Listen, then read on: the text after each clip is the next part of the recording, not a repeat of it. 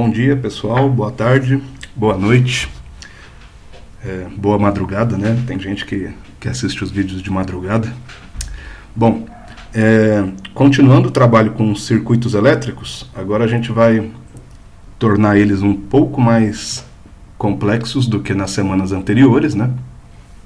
E vamos conversar com calma aqui para ver se a gente entende direitinho, tá? Então, nossa semana remota número 9 já, né? Estamos na 9ª semana de ensino à distância, nessa loucura. Dia 28/9 a 3/10. Vamos lá. Bom, nas aulas passadas, o que a gente viu? Circuitos elétricos simples, tá? Eu coloquei aqui até essa imagem porque é o circuito mais simples possível. Tem uma fonte de energia, uma bateria, um consumidor aqui, no caso uma lâmpada, os condutores, os fios e um interruptor, né? Que fica mais ou menos essa cara aqui, sim, com a simbologia adequada, né? A fonte, um lado com mais potencial e um lado com menos potencial, então o lado positivo e negativo. Uma lâmpada e um interruptor aqui que pode abrir e fechar o circuito a qualquer momento. Tá?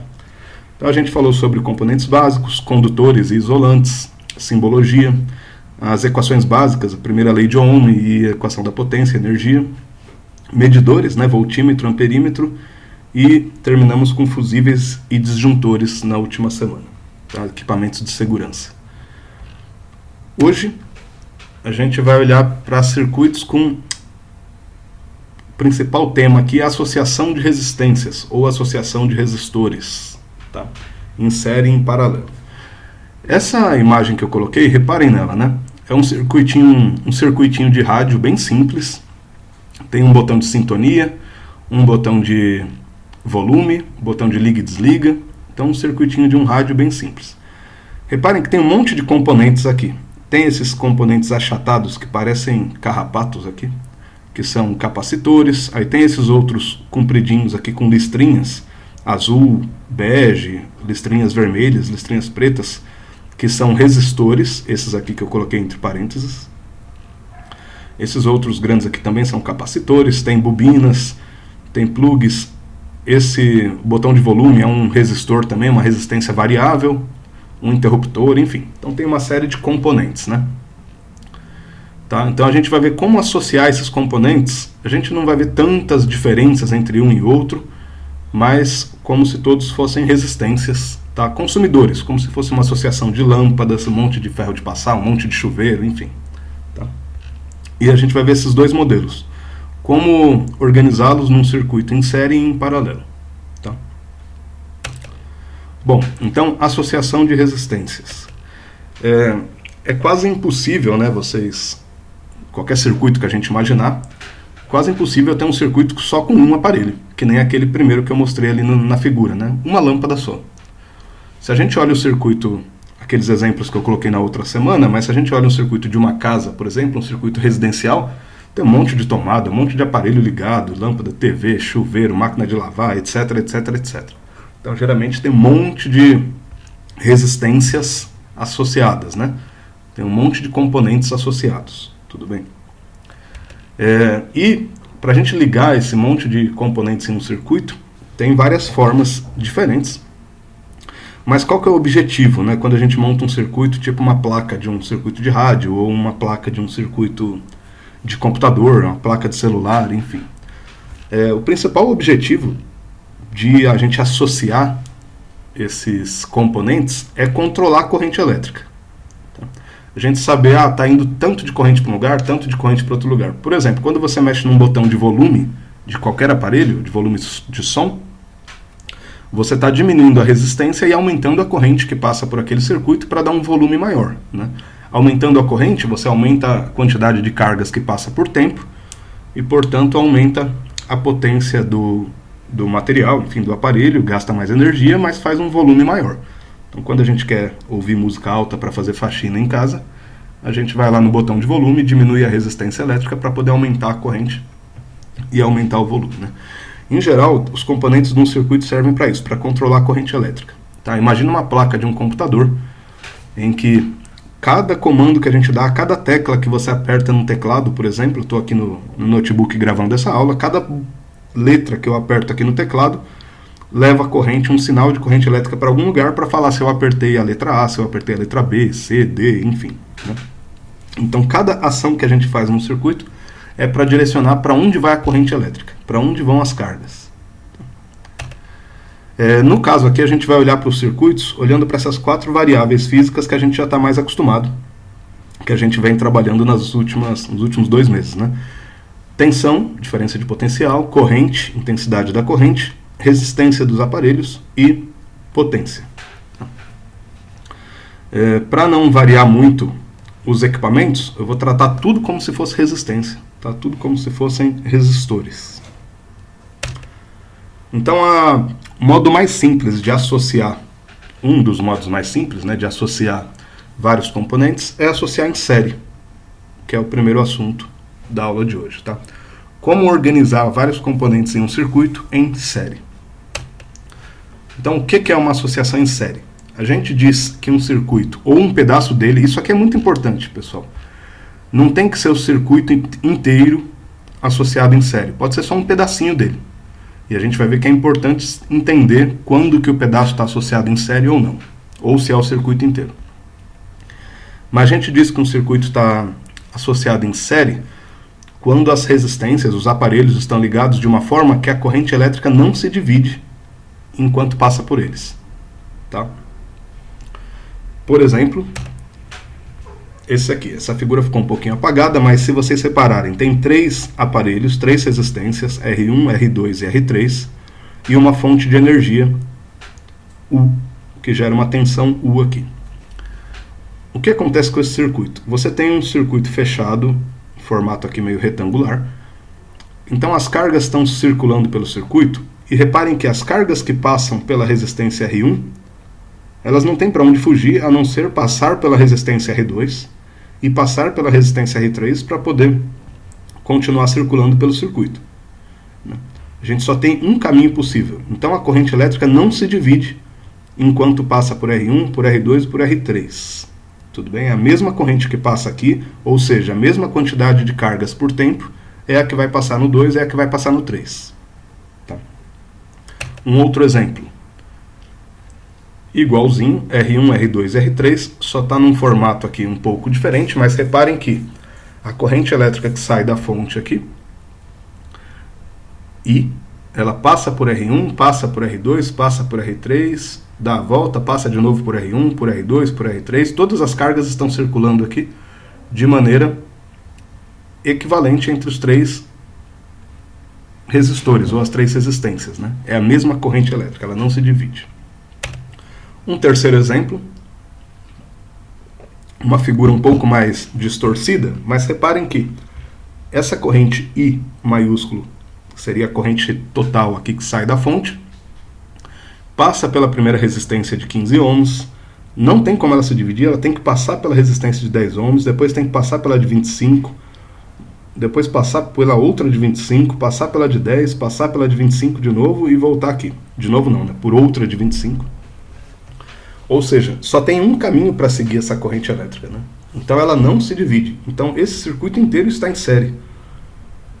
É como se fosse uma sequência de aparelhos ligados de tal sorte que a corrente tem que passar por todos eles igualmente para poder continuar circulando pelo circuito.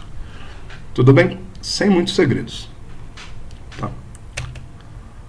Como calcular essas variáveis tensão, corrente, potência e resistência nesses circuitos, né?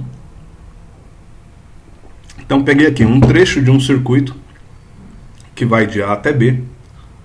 Esse trecho está sendo alimentado por uma tensão U, pode ser uma bateria U, enfim, uma tensão U. E o que acontece com as variáveis tensão e corrente nesse pedaço do circuito? Reparem que, como a gente já disse, a corrente que passa na resistência 1 é a mesma que passa na resistência 2, é a mesma que passa na 3, que é a mesma que a gente pode chamar de I, que é a corrente total desse trecho aqui. Ela passa aqui, as mesmas cargas passam aqui, as mesmas cargas passam aqui.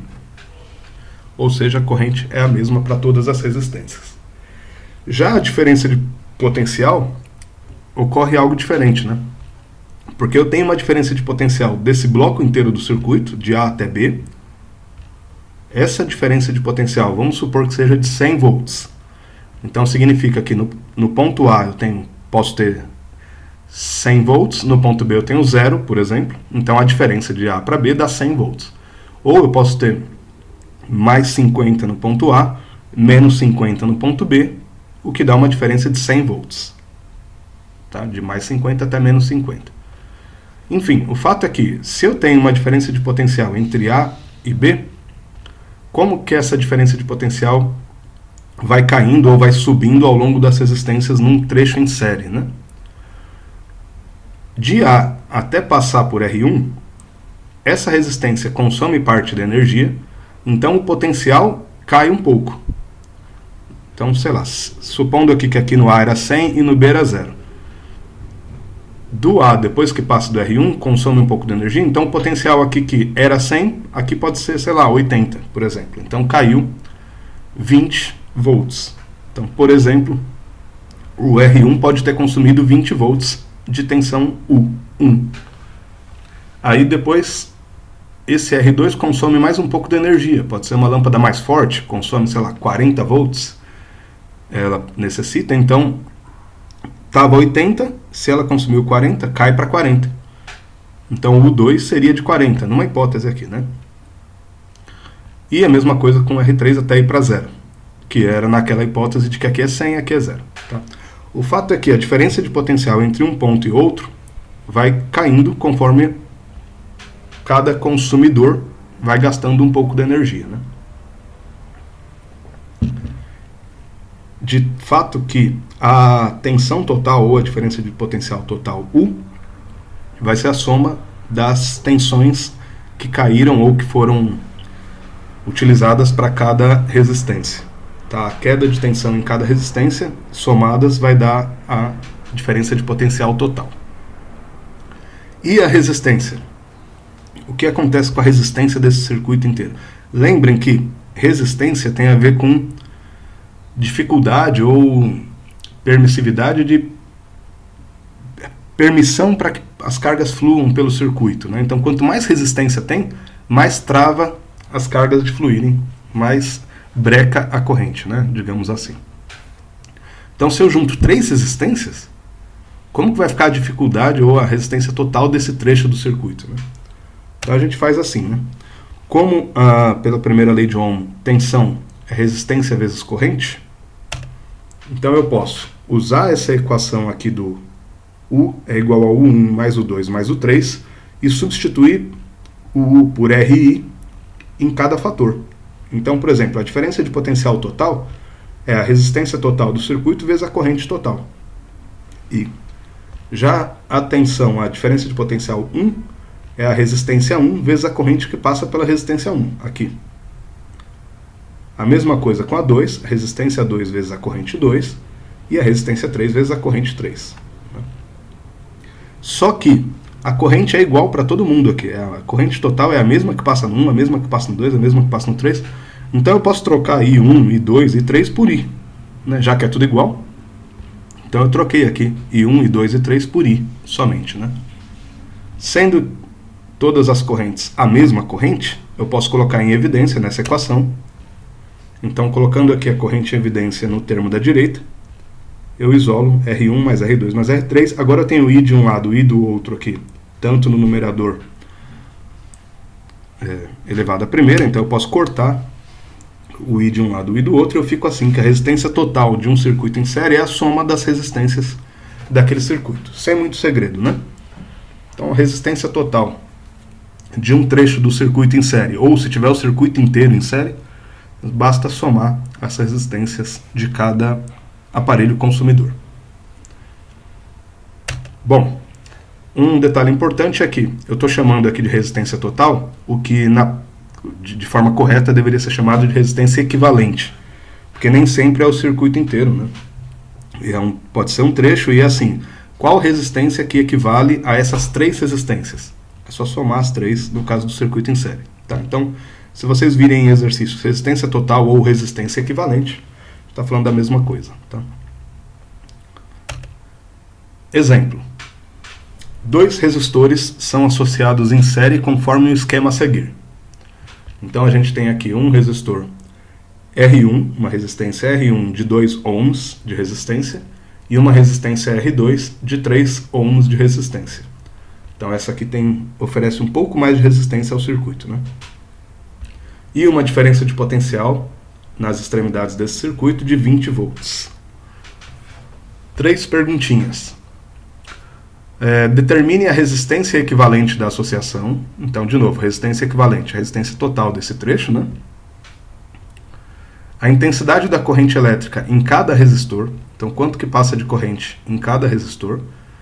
E a tensão elétrica em cada resistor. Então, quanto que de tensão caiu, né? Quanto de queda de tensão houve em cada resistência dessa, no R1 e no R2. Então, vamos lá resolver. Resistência equivalente da associação.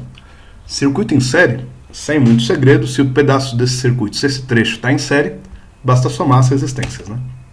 Então a resistência equivalente, R1 mais R2, 2 mais 3 igual a 5 ohms, sem segredo nenhum. Tá. Questão B. Determinar a intensidade da corrente elétrica em cada resistor. Bom, para eu saber corrente elétrica, o que eu preciso? Eu tenho a resistência de cada um, 2 ohms no primeiro, 3 ohms no segundo. Quanto de corrente elétrica que passa em cada um desses? Se eu soubesse a tensão em cada um desses resistores, repare, eu sei a tensão total, que é 20 volts. Se eu soubesse quanto que esse aqui utilizou dessa tensão, quanto que esse utiliza dessa tensão, sei lá, se fosse 10 aqui, 10 aqui, era só eu fazer a conta com a primeira lei de Ohm, o RI, mais para cada resistor. O 1 R1 e 1, o 2 R2 e 2. Só que eu não sei quanto que tem de tensão em cada resistência dessa. Então não dá para eu ir por esse caminho por enquanto, né? Então o que é mais adequado nesse processo? Eu sei que a tensão total é 20 volts e eu sei a resistência total, resistência equivalente de 5 ohms. Assim eu consigo calcular o E igual a RI, tensão total é 20, resistência total é 5 e a corrente total eu consigo calcular assim, dá 4 amperes. Como o circuito está em série, esse trecho, eu sei que a corrente total é igual à corrente que passa no primeiro, que é igual à corrente que passa no segundo. Então, é 4 amperes para todo mundo. Ou seja, lembra que o que significa 4 amperes? Quantas cargas passam por tempo, né? Ou quantos coulombs por segundo de carga. Então, se entrou aqui nesse trecho do circuito 4 coulombs por segundo de carga, também está saindo aqui no meio 4 coulombs por segundo e também está saindo aqui 4 coulombs por segundo, ou seja, a corrente é igual para ambos. Tá? Então, o I total é igual ao I1, que é igual ao I2, 4 amperes, porque o circuito está em série. Tá? A letra C, determinar a tensão elétrica em cada resistor. Bom, agora eu já sei que a resistência desse aqui vale 2, a resistência desse vale 3. E eu sei que a corrente que passa nele é de 4 amperes, eu sei que a corrente que passa no outro aqui também é de 4 amperes.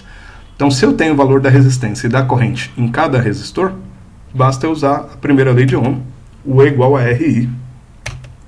Então, o 1 na resistência 1 é resistência 1 vezes a corrente que passa na resistência 1, 2 ohms vezes 4 amperes, 8 volts. O 2 é R2 vezes I2, resistência de 3 ohms vezes a corrente de 4 amperes, dá 12 volts de tensão na segunda resistência. Repare essa diferença, pessoal. Eu tenho 20 volts de tensão total nesse trecho do circuito. A primeira resistência está utilizando 8 volts de diferença de potencial, ou está tendo uma queda de 8 volts de potencial nela para ela funcionar. E a resistência 2 está tendo uma queda de 12 volts. Por que não foi distribuído igualmente 10 volts para cada um? Porque um tem mais resistência do que o outro. Então, para que passe a mesma corrente em resistências que têm diferentes valores, é preciso que cada uma utilize mais diferença de potencial, né? Tá. Então, 12 volts e 8 volts. E a gente encerra esse exemplo e a primeira parte da aula. Agora vamos ver a associação em paralelo.